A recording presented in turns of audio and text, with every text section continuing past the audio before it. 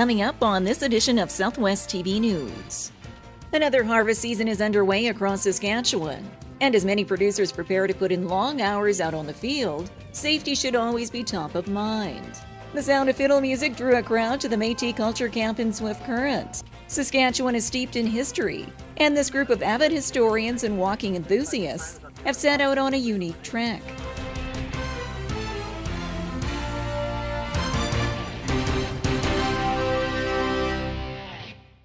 Thanks for joining us here today. With another harvest season underway, producers are being reminded to stay clear of power lines and other hazards on the farm. Another harvest season is underway across Saskatchewan, and as many producers prepare to put in long hours out on the field, safety should always be top of mind. Every year, hundreds of accidents are reported across the prairies on the farm.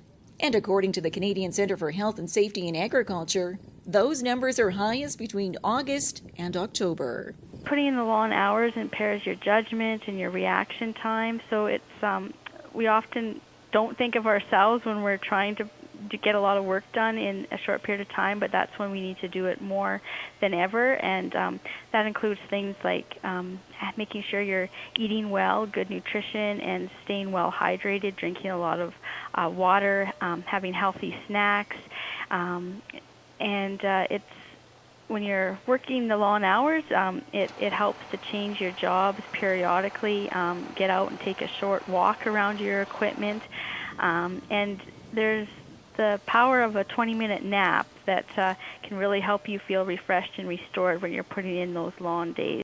Ulmer adds that 80% of accidents during harvest involve machinery or other motor vehicles such as grain trucks, with 8% of accidents involving youth under the age of 14.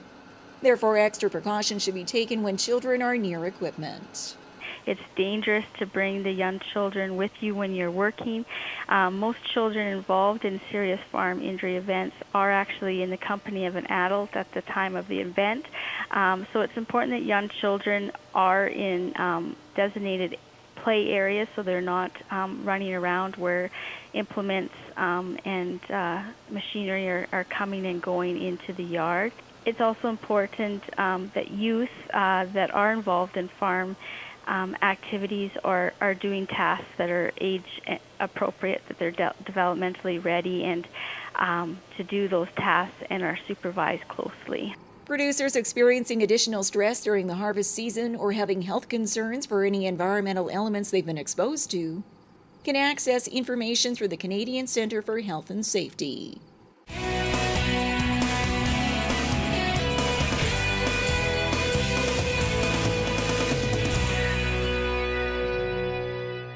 For over 12 years, Southwest TV News has provided the visuals for the defining moments in our community.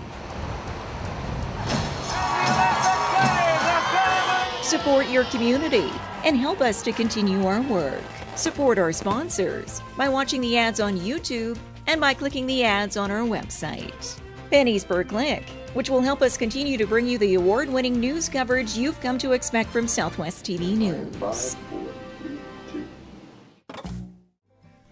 The Cypress Hills Interprovincial Park is a popular destination for tourists throughout the summer months. Guests from around the world come to the park to be one with nature and enjoy the many amenities from camping, hiking trails, and more.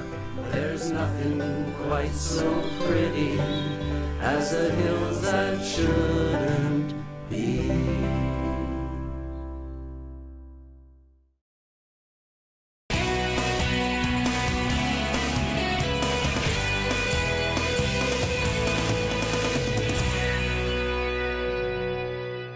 Metis culture was in the spotlight during a special event here in Swift Current.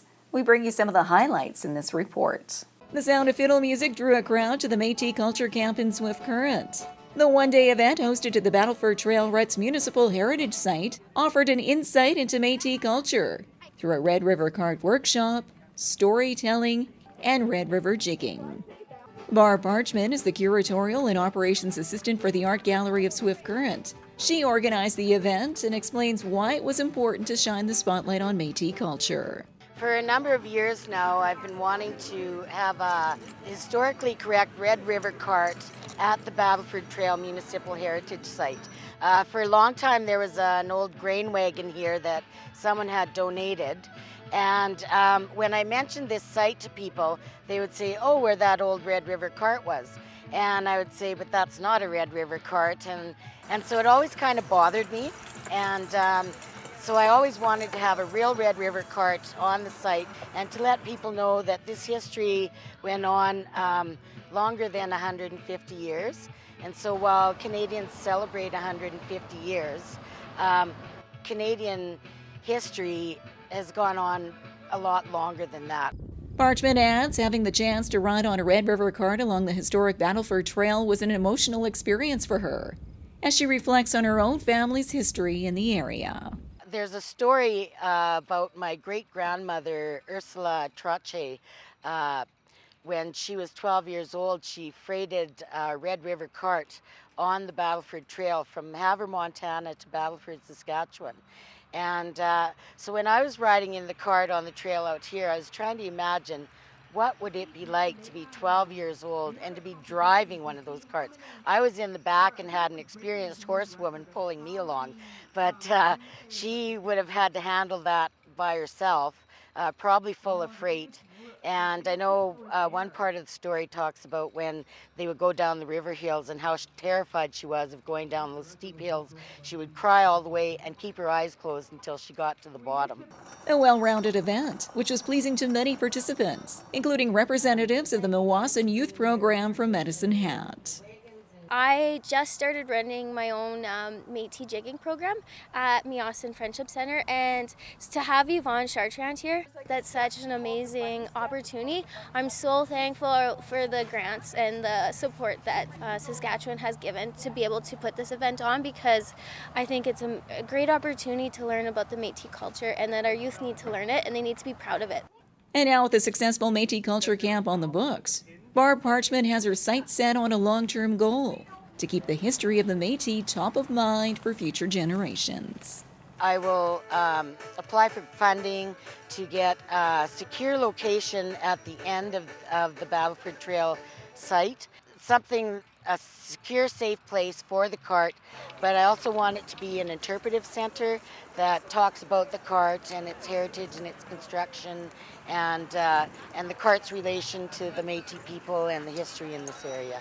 The Metis Culture Camp was a collaboration among numerous City of Swift Current partners and provincial agencies such as Sask Culture, Saskatchewan Arts Board, the Gabriel Dumont Institute, and the Consul Cultural Franciscois.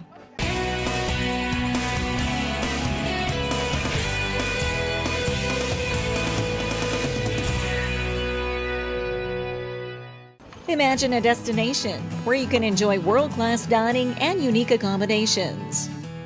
Take a leisurely stroll through streets filled with rich history while browsing for that perfect gift. Buy fresh produce from the farmers market and enjoy a range of cultural events while stepping back in time to learn more about Canada's Old West. Your summer destination is awaiting you in Maple Creek. For event listings and all things Maple Creek, visit our website. Mark October 18th through 21st on your calendar and plan to attend the CCA Finals Rodeo in Swift Current. The top cowboys and cowgirls will compete in all of your favorite rodeo events, vying for the CCA Championship title. And wrap up your weekend with the CCA Finals Rodeo Cabaret featuring Sweet Tequila.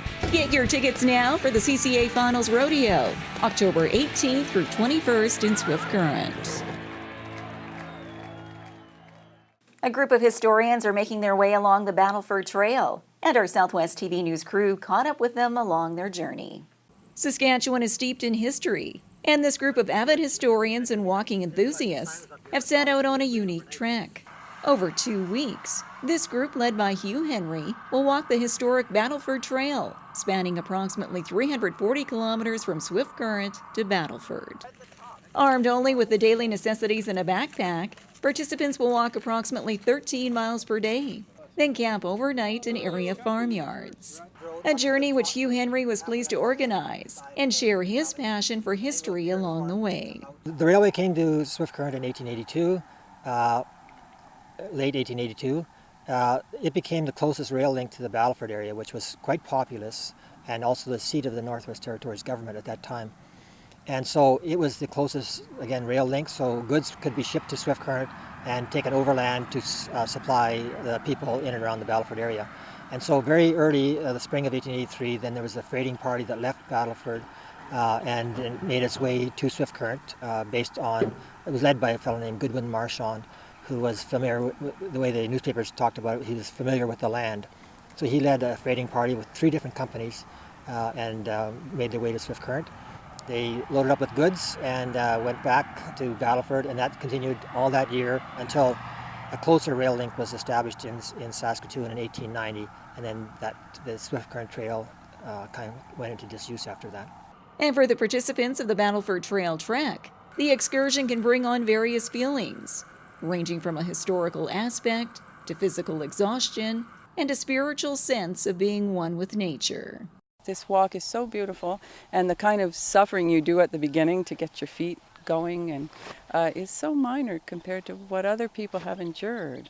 You know, you think of the First Nations people who were here and the path we're walking and just the torture and the starvation that they were put under. They were walking without food. They were starving. So that's part of the spirituality then of this walk, is to feel what, in ways, your ancestors, what their attitudes were, and how, of course, with the Truth and Reconciliation, how we can start stopping those attitudes. While for others, like Richard Kotowich, who's also walked on other treks with Hugh Henry, including the Northwest Mounted Police Trail, these excursions can give you time and quietness to understand your own life while developing new friendships. What do we have in common? What do we share, you know? Where is their difference, and honoring difference, you know? It's an opportunity for that, and walk with people and learn of their personality or their stories. And just like coming down the valley and marking certain geographic features and thinking, oh, I have to remember that, or isn't that pretty? You know, you wouldn't get that unless you were on foot. And as this group of 9 embarks on their own personal journey across the Battleford Trail, they hope their efforts will make an impact for others down the road. This is maybe another little historic component that we don't think of as history now, but it's kind of history in the making, and some time down the road maybe people will look back on that and say, yeah, that was worth something, and good for them. You can stay up to date on the group's trek across the historic Battleford Trail on the Saskatchewan History and Folklore Society's Facebook page.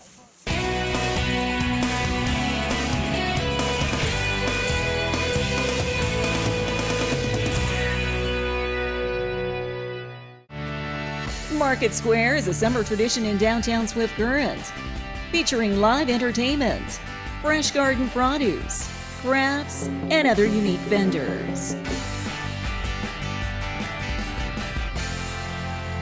Drop by Market Square every Saturday at the corner of Central and Chaplin. Proudly presented by the City of Swift Current, Standard Motors, Innovation Credit Union, and Southwest TV News. Well, this brings to a close another episode of Southwest TV News, reporting the stories that matter to you. We always welcome your news tips. You can always reach us here by phone at our studio or by email to contact us at southwesttvnews.com. Also, be sure to join us daily online for the latest news from across Southwest Saskatchewan and so much more at southwesttvnews.com. Be sure to follow us on a range of social media. Thanks for joining us here today. I'm Carol Andrews.